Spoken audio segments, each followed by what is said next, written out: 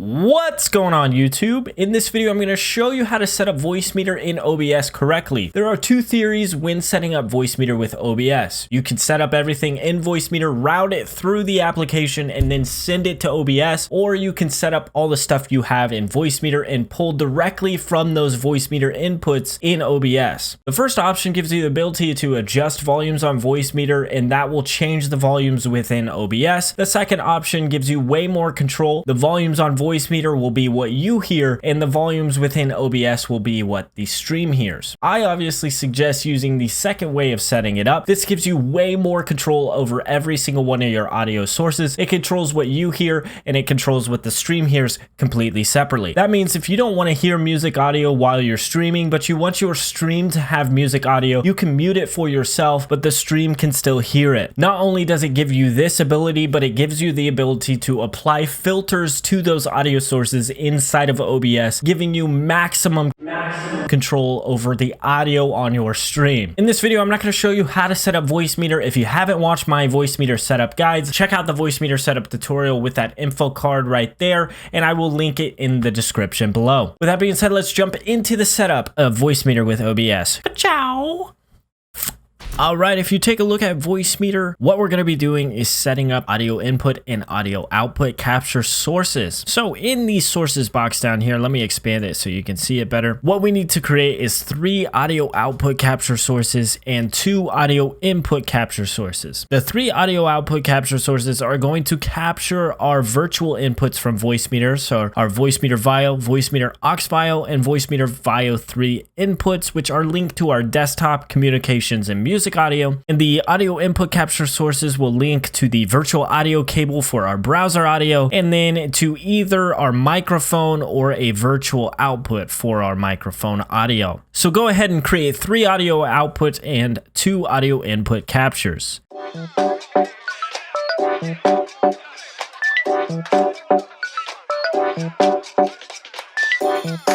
Alright, once you set up those sources, you should have 5 sources in total here. Let's go ahead and group those sources together. So if you hold down on control, highlight one of them and select the rest of the sources, what you can do is right click on that and group the selected items. Let's go ahead and name this group the audio group. Now you have an audio group. The reason this is important is so that you can right click this entire group and copy and paste all of the audio sources into each one of your scenes. If you don't copy and paste the audio sources into each one of your scenes, you won't have the audio sources. There are 2 ways to paste these sources. You can paste a duplicate, which will create a new group of sources, or you can paste a reference, which will be the exact same audio group that's in this source here. If you do paste a reference and you change the audio settings or filters in one of your scenes, all of the scenes will have the same exact effects because it's the same exact source. If you paste a duplicate, they will be different audio sources. Alright, so the first thing we're going to go through here is our audio output captures. Our audio output captures are going to be pulling directly from our virtual inputs on Voicemeeter. That means the audio from Voicemeeter will come straight into OBS without being processed through Voicemeeter. That means everything you hear from Voicemeeter will be separate from what is on OBS here. So the first thing we're going to set up is our desktop audio. So if you right click on the source, go to properties, go to your device, and go ahead and hit that Voicemeeter input, the Voicemeeter VIO source here. Go ahead and hit OK on that. What we're going to do is go ahead and rename that. Let's rename that to the desktop audio source. Name it something like that. The next one we're going to set up is our communications, which is linked to our Voicemeeter aux input. So this will be incoming communication audio from something like Discord or Skype. So we'll go ahead and name that comms audio. And then last but not least, we want to set up our music source, which is the Voicemeeter VIO 3 source here. So make sure you set that up as well.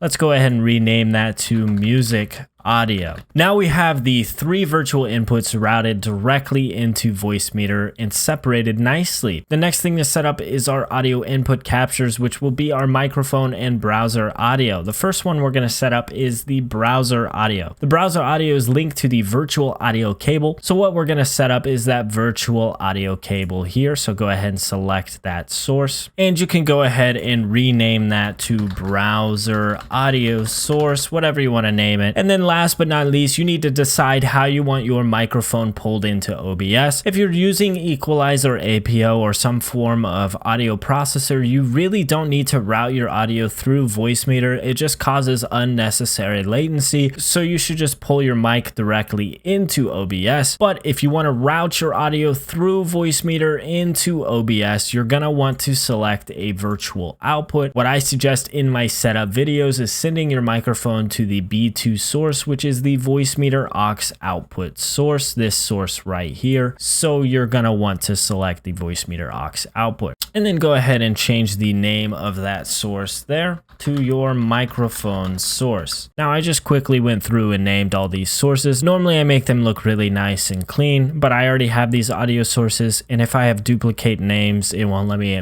input it, so I just did it like this. Now you have all the audio sources separated within OBS. You're ready to start applying filters to these sources. One of the important filters that you will need on these sources is a limiter. A limiter will prevent the audio from clipping or exceeding a certain decibel volume. So what I suggest is going through each one of these sources and at least applying a limiter to them. If you don't want to dive super deep into these filters, what you should do is apply a negative 0.1 decibel at minimum for the limiter, and just you can keep it on a 60 millisecond release time. This will just prevent the audio from exceeding that negative 0.1 decibels and clipping that audio. If you have clipped audio on a stream, it just really doesn't sound good. So this is one way to prevent that. Something else you should look into is for your music audio source is decreasing this volume a significant amount. What I try to do is hit this volume right around negative 30 decibels, and then I also apply a sidechain filter. In order for the audio to hit around negative 30 decibels, generally you'll have to do about a negative 15 decibel gain filter, and then you can apply a sidechain filter. I have done a video on applying sidechain filter in OBS. I will link that in the description below. Anyways, you're now fully set up with separated audio within OBS so that the audio in OBS is different from what you hear. So your stream will hear separately from what you hear. So if you want to turn off something for yourself, all you need to do is hit the mute button on Voicemeeter or turn that volume slider all the way down. Everything that you do on Voicemeeter will not affect these sources in OBS unless you're routing your microphone through Voicemeeter and using that virtual output with your microphone. Adjustments within Voicemeeter will take place then.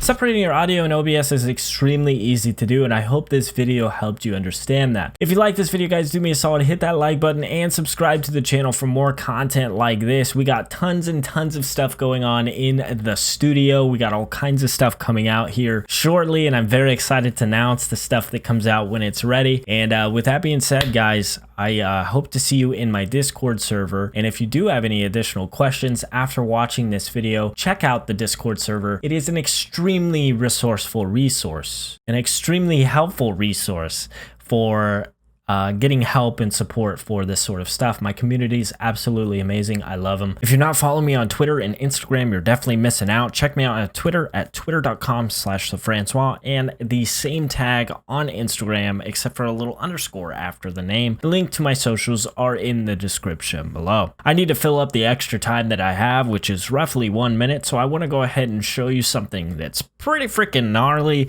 I actually recently partnered with Aver Media, and they sent me a Live Gamer 4K. Thank you guys so much. The Live Gamer 4K is a capture card. I will be showing you guys how to set up a capture card with a dual PC stream setup as soon as I get my stream PC repaired. And we will be using the Live Gamer 4K capture card, which is, I believe, the industry standard for capture cards as of right now. Anyways, guys, keep your eyes out for some Live Gamer 4K content because it's going to be super dope. Anyways, guys, again, thank you so much for watching this video. Do subscribe to the channel and like the video if you like content like this. And I will catch you guys next time. Peace. It's on the verge of sneezing. There it is. Plus Ultra.